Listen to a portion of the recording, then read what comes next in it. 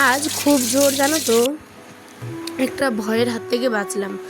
জীবনে যে কখন কি হবে জানি না, বড় শিক্ষা পেলাম আজকে, সত্যি বলছি। তারপর থেকে এই ভয়টা আমার মধ্যে ঢুকে গেছে। তো চলো আজকের দুর্গ তারপরে তো সমস্ত কিছু আজকের এই ব্লগে তোমাদের সাথে শেয়ার করব। গুড মর্নিং এভরিওয়ান, হ্যালো, সকলে নিশ্চয়ই ভালো আছো, সুস্থ আছো। আমি তো দিনাজপুর থেকে পাইল। আজ বাড়িতে ভীষণ রকম বাঁচলাম জানো, সাপের উৎপাত বাড়িতে এত পরিমাণে যে তোমাদের কি বলবো। ওদিন আমার ছোট্ট ছেলেটাও বেঁচে গেছে সাপের হাত থেকে।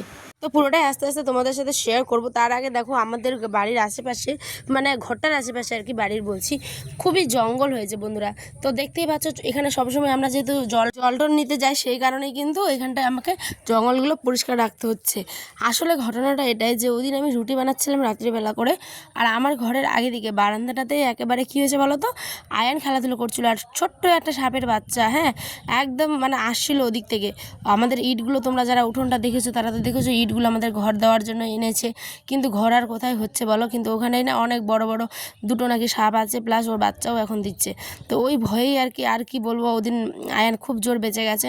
তারপর থেকে দেখো ওই যে ঘর পরিষ্কার, তারপরে ঘরের আমি এমনি পরিষ্কার করি মাঝে মধ্যেই, কিন্তু দেখো আজকে আবার করছি। আর এই যে দেখো কার্বলিক অ্যাসিড, আমি কিন্তু এটা চারিদিকে দিয়ে দেবো। এই কার্বলিক অ্যাসিডটা যদি গায়ে পড়ে তাহলে কিন্তু জ্বলে যাবে স্কিন একদম, ঠিক আছে। এখন বাজে 7টের মতো। তারপরেই কিন্তু আমি মানে হাত মুখ ধুয়ে ভালো করে ফ্রেশ হয়ে গেলাম। এটা কিন্তু একদম সকালবেলায় কাজটা আর কি কমপ্লিট করে নিলাম, যেহেতু খুবই ভয় মনের মধ্যে কাজ করছিল যে বাপরে বাপ, আমি কার্বলিক অ্যাসিডটা দিলাম মানে এবার কিন্তু নিশ্চিন্ত। তারপরে চলে গেলাম রান্নাবাড়ি বসাতে, কারণ রান্না তো করতেই হবে, তাই না। আমার হাজব্যান্ড কিন্তু আবার খেয়ে দিয়ে বেরোবে। আর এইখানটায় দেখো ওই যে ভাত বসিয়ে দিলাম। আর কি তরকারি করবো, সবজি ছিল, তাই ভাবলাম চলো আজকে মিক্স একটা সবজি করব। তাই চটপট করে কিন্তু সবজিটাও আমি এখন বসিয়ে দেবো। তোরই বেগুন, আলু, পটল সব কিছু একসাথে আজ ঘন্ট করব, ঠিক আছে, মানে মিক্স ভেজ। বেগুনগুলোকে কাটছি, আর এত বুকটা আমার ধরপড়াচ্ছিল ছিল বন্ধুরা যে কী বলবো। ওই দিনের দৃশ্যটা শুলেও মনে হচ্ছে এখন ওইটাই খালি মনে আসছে, আর অন্য কোনো কাজে মনেই বসছে না। তোমরা জানো টেনশন হয় এইসব সাপ পোকামাকড় দেখলে আর কি।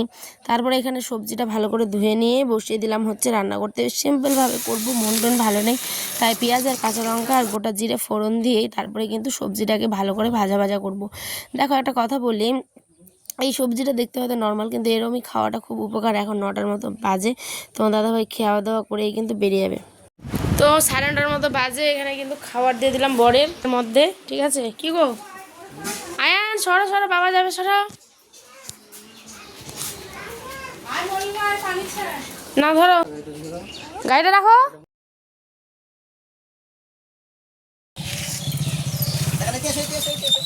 ওই তো চলে গেল। তারপরে কিন্তু এখানে দেখো একটা কি সুন্দর মিষ্টি কুমড়ো ধরেছে। আর এখানে গেছিলাম আমরা, এখানে একটা পাশের দোকানে আর কি, তারই বাড়ির মিষ্টি কুমড়ো দেখতে তো ভীষণ ভালো লাগলো। দেখো গ্রামের মধ্যে ছোট্টখাটো একটা দোকান আর কি, মুদিখানারই বলতে পারো। আর এখানে কিন্তু চাও বিক্রি হয় রাত্রিবেলা। দেখো আয়নের বাবা চলে আসলো, আবার হাট ছিল, এটা যেহেতু গতকালকের ব্লগ সোমবারের। তো দেখো মাছগুলোকেও কিন্তু আমি ভালো করে এখন ধুবো, এখানে বেছে নিচ্ছি। এখানে অনেক সস্তা দামে পেয়েছি আর কি, তাই সব মানে হাফ কেজির বেশি, 1 কেজির কম, এরকম মিডিল আছে, 700 800 900 এরকম আছে আর কি। তো এখানটায় আমি বেছে নিলাম, তারপরে কিন্তু ধুবো। চলো, এটা মাছ খুব কাটানো হয়ে পায়।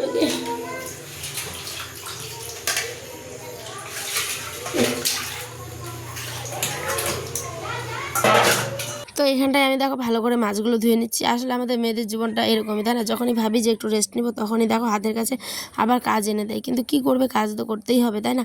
এই যে অনেক আশা করে এনেছে এই মাছটা, সব থেকে ফেভারিট আয়নের বাবার, মানে রুই আর কি, রুই মাছ, রুইয়ের পোনা বলো, বাচ্চা বলো, যাই বলো আর কি। তো ছোটো মাছ ওর ভীষণ পছন্দের। তারপরে এখানে হলদি গুঁড়ো শেষে গেছিলো, তাই এখানে সানরাইজের হলদি গুঁড়ো নিয়ে মাছগুলোকে চলো চটপট করে এখানে ভেজে নিই। কড়া করে কিন্তু ভালো মতো কিন্তু ভেজে নিলাম, বুঝতে পারলে। চলো, এলে মাছ ভাজা হয়ে গেছে। আর এদিকে আমার ছোট্ট আয়ন সোনা কিন্তু দেখো পড়াশুনো করছে। ও সেদিকে বলছে আয়নটা এখন নিজে নিজেই দেখো বই খাতা নিয়ে কিন্তু পড়তে চাই, পড়তে বসতে চাই। এটা হচ্ছে একটা ব্যাপার। আমিও ওকে আবার মাঝখানে কিছু কিছু হেল্প করি, আর ওর বাবাও করে। এখানে ওর বাবা শুয়ে এখন দেখছে, আর এদিকে আমি কিন্তু চটপট করে রান্নাটা বসিয়ে দিলাম। পেঁয়াজটা ভেজে দিব, আর বাকি মশলা আর কি, যেটা পেঁয়াজ রসুন লঙ্কা বাটা দিয়ে ভালো করে কষাতে তারপরে মাছটা কষাবো। মাঝখানে কিন্তু আমি স্কিপ করে গেছি, মাঝখানে আলু ভেজেছিলাম, আলু ভেজে তারপরে রান্না মানে মিশিয়েছিলাম। ওদিকে চলছে সিরিয়াল। এখন আমরা খাওয়া দাওয়া করবো। তোমাদের ব্লগটা কেমন লাগলো আর কি অবশ্যই জানিও। আজ অনেক টেনশনের মধ্যে আছি, তাই কথাগুলো গুছিয়ে বলতে পারলাম না। নেক্সট ব্লগে আবার দেখা হবে। ভালো লাগলে চ্যানেলটা আর কি সাবস্ক্রাইব করে পাশে থেকো। দেখো মাছের কালারটা কত সুন্দর হয়েছে, আর খেতেও হয়েছিল ভালো আর কি। এই মাছটা খুব ভালোই লাগে আলু দিয়ে বলো বা যে কিছু দিয়ে। তো দেখা হবে নেক্সট ব্লগে। তোমরা তখন ভালো থেকো। আরও ব্লগ দেওয়া আছে, চাইলে ভিজিট করতে পারো। বাই, সবাই ভালো থেকো।